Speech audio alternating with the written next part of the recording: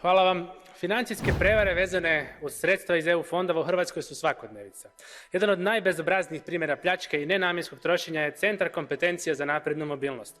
To je projekt istraživanja i razvoja čiji je korisnik DIV Grupa i još 7 partnera, među kojima i nekoliko fakulteta. Radi se o 205 milijuna kuna u razdoblju 2020. do 2023. a izvor sufinanciranja je Europski fond za regionalni razvoj. Neki od istraživačkih projekta imaju dozu nadrealnosti, te bi bili izazov i kompanijama Elona Muska, a ne za skromnog proizvođača vijaka.